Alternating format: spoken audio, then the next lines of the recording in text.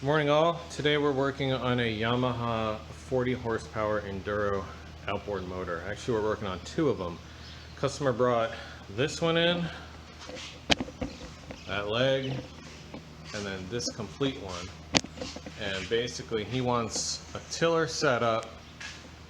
Basically he wants one made from the two, and he wants a tiller setup for it. We're pretty sure we have all the correct components, or all of the functional components between the two motors for one complete setup. We are fairly certain that lower unit is bad. We're fairly certain this power head is good. There's something wrong with this carburetor though. He had some carburetor issues. So we're just going to be like picking and parting and doing a lot of parts changing today, so it should be a pretty easy project. First thing we're going to do is confirm that this is indeed the good power head, and the easiest way to do that is to check compression. So let's do that very first thing before we put any work into this motor if it's possibly bad.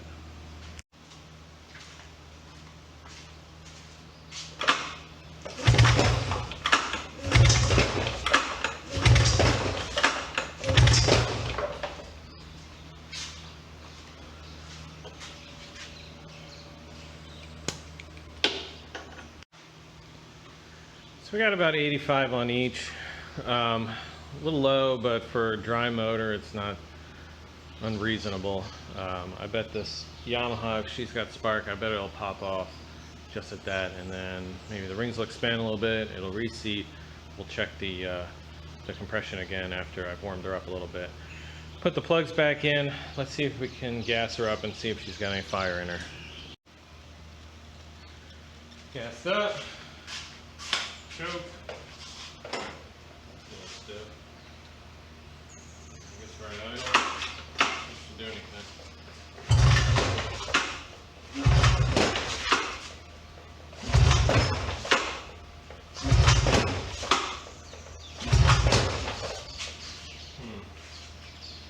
Not getting anything out of her right now. Let's see if we got any spark. Alright, you guys watch the light for me.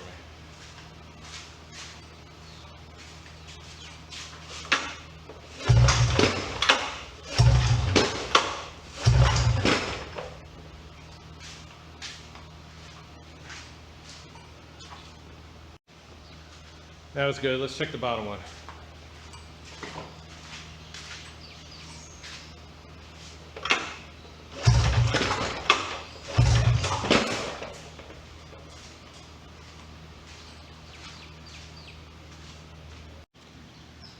Alright, so we got spark on both, so the coils, the CDI, the pickup, all that's working good. I do know that this one had some kind of a weird carburetor thing, so let's pull this carburetor off real quick, and maybe we've got some majorly clogged jet or something like that. Only one carburetor for two cylinders. You can't beat these enduros for simplicity. Let's see, screws come out, linkage comes off.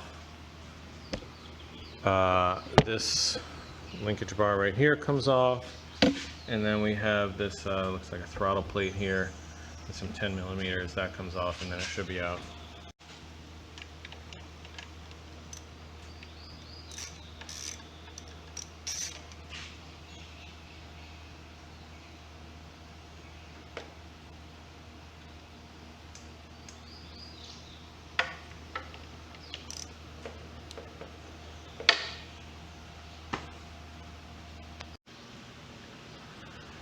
Gas that dripped out of there was pretty awful.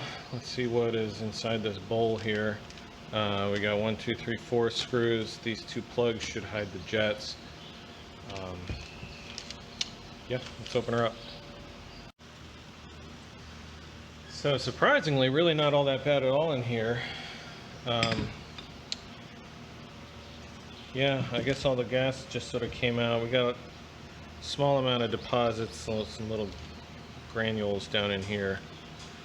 I'm going to blow everything out, pull these jets, and clean out the emulsion tubes. We're going to pull the float off and blow through the fuel inlet, and we'll set the low-speed needles, and then put it all back together, see if that helps anything.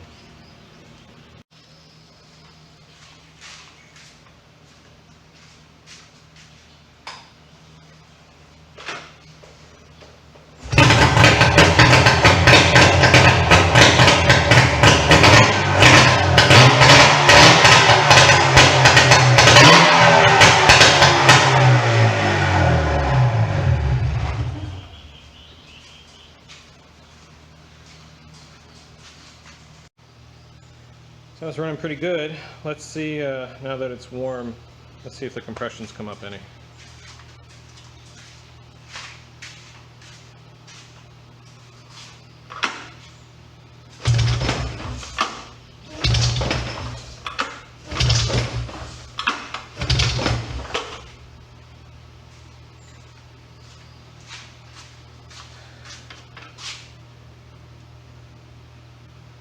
A little bit. Up to like 90. Alright, cool. This is supposed to be the lower unit that was on it. It was supposed to be bad. And it is rather stuck. So, let's pull out this motor, see if the lower unit is good on it. If it is, we'll swap these. On this one, at least prop shaft spin, she definitely doesn't shift. So we're going to pull it and see if that's a problem with the shift linkage up top, something underneath the power head, or internal to the lower unit itself. Alright, now here we are on the bench. First, let's take a peek at what's going on inside the gear case.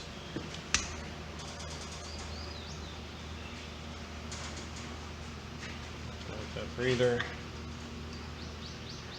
Open up this guy.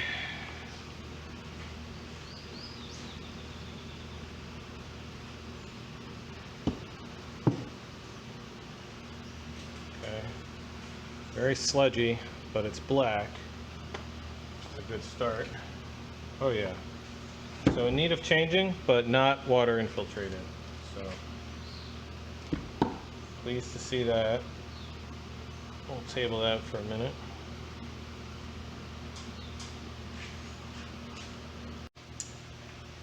So the prop shaft was moving nicely, but the drive shaft is a little sticky.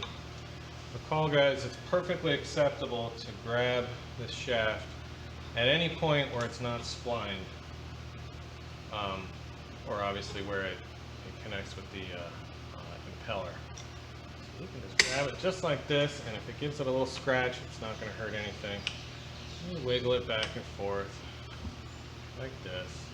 I'm starting to get things moving. I'll throw some of this down in here. Probably going to be doing an impeller anyway. There we go. There we go.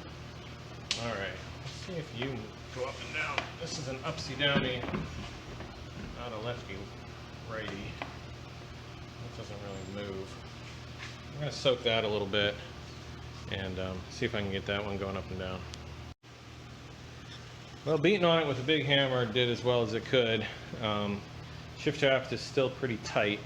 Let's go ahead and drain out all that old oil, and then we're gonna, this is the split gear case, so let's pop this off and see if there's anything in there that we can obviously free up, clean up, decrust up, and see if we can get our shifting a little bit better. So it's a pretty cool design. You know, you can see both of the forward and reverse gears. You see how this is the way down here, this is the shift bar, and it comes up and it's part here, and see how it's sort of cut away here, and it pushes this guy as it goes up and down and pushes this guy.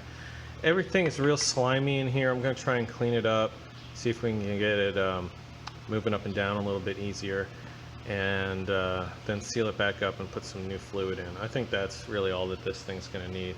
I don't see anything obviously broken or out of place. Lower's back on, full of fluid again. She's shifting great. Let's throw the tank in there and fire it up. Let it idle, make sure she don't overheat or anything like that, and then we're gonna do a final compression check. Hope that went up a little bit.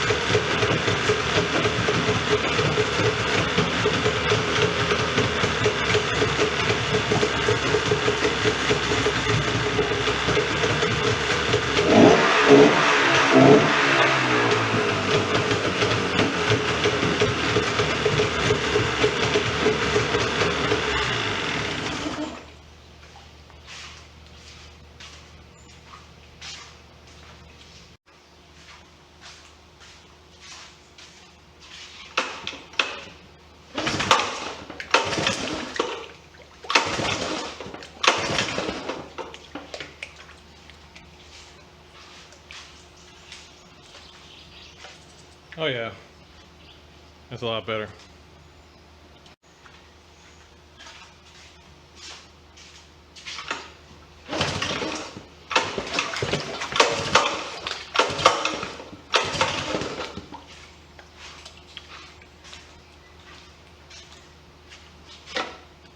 Perfect.